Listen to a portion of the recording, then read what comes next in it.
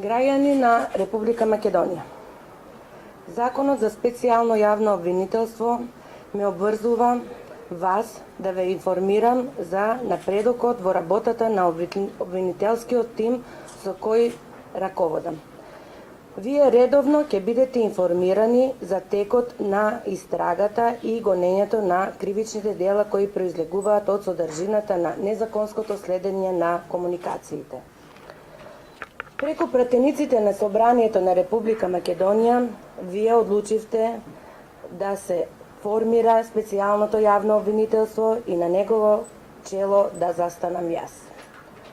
Од тоа нема поголема чест и поголема обврска во ова најтешко време за Република Македонија од нејзиното осамостојување до како независна држава. Правдата ќе победи, наспроти тешкотиите и заканите што доаѓаат од одредени политички партии и конструираните кривични пријави против мене и моите соработници. Се чувствувам слободна и цврста, бидејќи на моја страна се Уставот, законите и вашата поддршка. А јас да бидам храбра и исправено да стојам пред бурите и ветриштата што ми се спротивставуваат на специјалното јавно обвинителство уште од самиот почеток на неговата работа. Ме охрабрува и поддршката на меѓународната заедница. Поддршката е доказ дека нашата борба не е само наша, туку е борба на целиот демократски свет. Зарем некој може да биде рамнодушен како го чита извештајот од Прибе од 2015 година, особено делот во кој се зборува за притисокот и недовербата во јавното обвинителство и судството. Поддршка добивам и од правната струка, од истакнати судии, обвинители и адвокати. Мојот тим е отворен за соработка и со правната наука, особено со познати авторитети од областа на судското право и уставното право. И правната наука има што да научи од специјалното јавно обвинителство, особено кога е во прашање границата помеѓу приватноста и јавниот интерес и нивните меѓусебни односи. Тимот на специјалното јавно обвинителство веќе дојде до конкретни резултати со кои пошироката јавност треба да биде запознаена. Поштувани представници на медиумите, во овој момент преку вас и се обраќам на целата јавност во Македонија и во светот. Всушност, на секој кој што е заинтересиран да победи правдата. Денешната пресконференција има повеќе акценти. Секако дека еден од нив е работата на специјалната јавна обвинителка, мојот претпоставен, почитуваната господја Катица Јанева и на тимот, да ја представам на најсликовит можен начин, така што и најмладите генерации да може да разберат што сме сработиле. Нема да должам со мојот вовед, заради тоа што сериозноста на криминалните действија не ми дозволува. Имено, по основањето на ова јавно обвинителство и разните институционални, законодавни, медиумски, финансиски обструкции, говор на омраза, навреди, повици за насилства, кривични пријави за некакво си малтретирање во вршење на службата и што уште не, што го следеа тој дел, ова јавно обвинителство врз основа на прислушкуваните разговори воспостави надлежност врз повеќе предмети кои дотогаш беа на работа во обвинителството во Република Македонија. Еден од тие предмети е токму она за што денес ќе ви зборувам. А како предмет во нашето обвинителство се води подреден број 1. Верувајте, сосема случајно. Иако според нас се работи за втор по важност предмет, веднаш после прислушкувањето, каде што е нападнат целокупниот уставен и правен поредок и особено најважните човекови права, сепак кривичните дела против изборите и гласањето и легитимитетот добиен со таквите избори е она што според ова обвинителство представува почеток на криминализација на целокупниот институционален систем. Во овој предмет, после огромен број на преземени предистражни действија, врз основа на огромен број на индиции и се разбира сигурни докази, произлезе основа на сомнение дека одредена група на луѓе, чии што идентитети нема да ги открием, искористувајќи го своето реално влијание и службена положба, а заради понатамошно обстојување на власт на партијата и на локално и на државно ниво и заради остварување на непосредни привилегии од практикување на власта, создале група која имала за цел вршење на кривични дела против изборите и гласањето. Или во превод, со целокупното криминализирање на изборниот процес, освојување на власта. Дејствијата кои што денеска ќе ви ги презентирам, за кои постои основано сомнение дека се сторени од овие лица, во целост се поистоветуваат со дејствија кои што законодавецот во кривичниот законник ги предвидел како кривични дела за кои може да се изречат затворски казни. Поради ова, отворена е истражна постапка против повеќе лица за кривични дела, злосторничко здружување, од член 394 од кривичниот законник, повреда на избирачкото право, од член 159 од кривичниот законник, повреда на слободата на определување на избирачите, од член 160 од кривичниот законник, подкуп при избори и гласање, од член 162 од кривичниот законник, уништување на изборен материјал, од член 164 од кривичниот законник и злоупотреба на средствата за финансирање на изборната кампања од член 165а од кривичниот законник. Со цел да бидам прецизна, ќе прочитам еден мал дел од дејствијата на злосторничкото здружување. Имено, во 2012 година, осомничените во својства на министер за внатрешни работи, министер за транспорт и врски и секретар на владата на Република Македонија,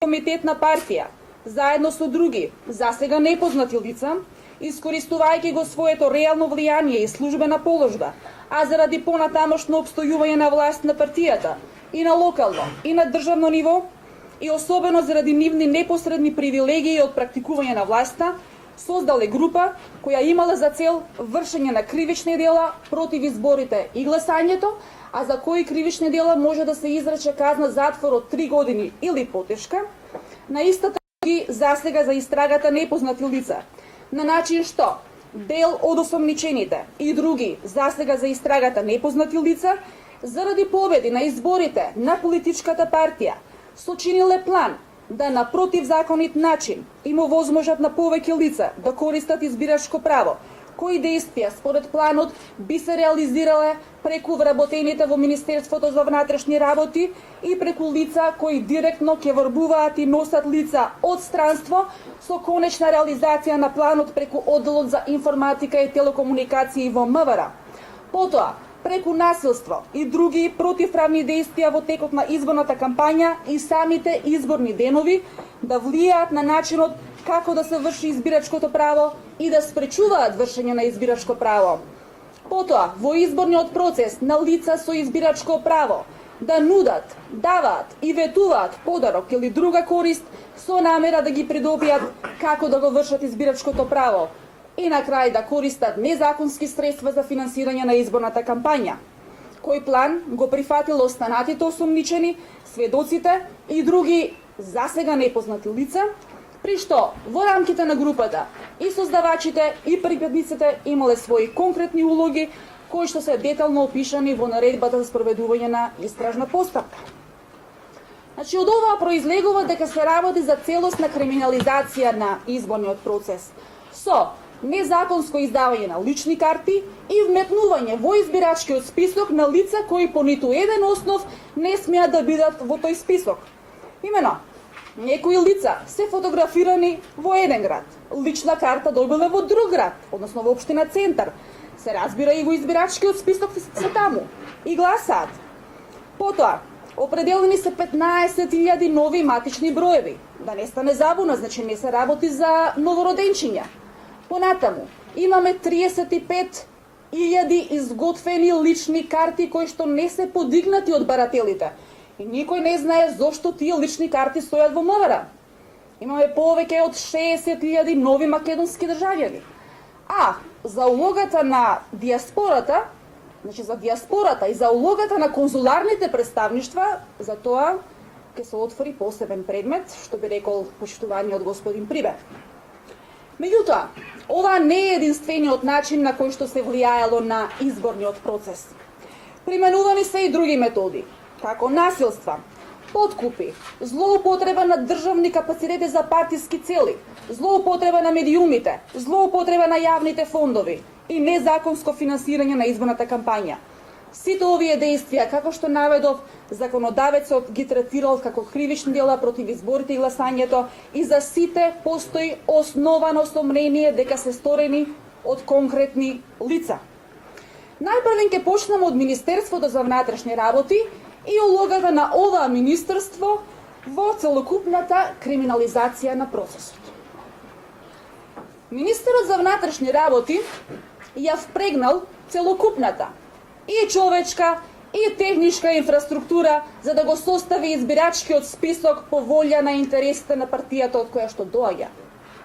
Значи, да не стане забуна, избирачкиот список по закон го води Државната изборна комисија. Меѓутоа, податоците во истиот, во речиси 90%, значи се податоци кои што потегнуваат од службите во МВР.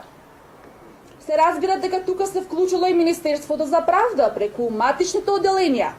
Меѓутоа, действијата на ова министерство, значи, сега за сега се на ниво на основи на сомнение. Конкретно, кога се јавила потреба од нови сигурни гласачи, Министерот за внатрешни работи ангажирал голем дел од капацитетите и подредените тогаш ги погазиле и закони, и правилници, и упатства заради постигнување на таа цел. Тогаш МВР почнал, значи системот на МВР почнал да работи во обратна насока. Најпрви фотографирање за лична карта и со тоа влегување во системот на лични карти, па системот на информатика си ја завршува својата работа и со тоа веќе имаме нови гласачи во избирачкиот список, а дури отпосле живеалише за тие лица. Значи, после вметувањето во системот на МВР за лични карти, а со тоа и во самиот избирачки список, воопшто не е битно што на дел од тие лица потоа им се издадени лични карти, а на дел не. Имали и лица кои што гласали и со патни исправи, на кои што живеалиштето им било на друго место, но бидејќи во избирачкиот список се запишани со новото живеалиште, изборните органи им дозволувале да гласаат. Дополнителен товар во оваа работа имале и полициските службеници и командирите на полициските станици, како да покријат живеалиште на тие лица. Кои лица? Значи, напоменувам, ниту живееле, ниту живеат, ниту пак можат да живеат на тие адреси. Голема улога во целиот овој процес, значи, имале и нотарите, одредени нотари зборувам, кои што заверувале договори за закуп без никаков правен основ. Сепак, постоеле, значи, и полициски службеници и вработени во управните служби кои што одбиле да работат на таков противзаконит начин. И затоа и добиваме силна верба во можностите на оваа држава. Крајно, огромен дел од финансиската поддршка за оваа работа е покриена преку незаконити и непријавени извори. Да напоменам дека против определени лица, значи во овој предмет, е предложена мерка притвор, како најстрога мерка за обезбедување присуства.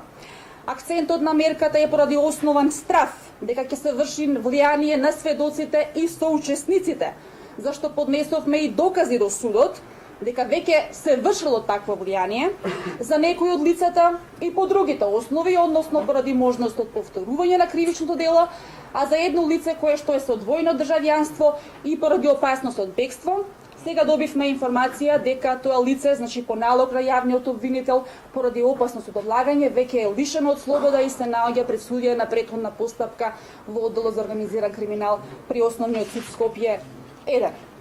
Воедно, ве известувам дека од страна на ова обвинителство денеска е отворена и истрага против членови на Општинската изборна комисија во Чаир, затоа што постои основано сомнение дека сториле кривично дело изборна измама од член 165 од Кривичниот законник.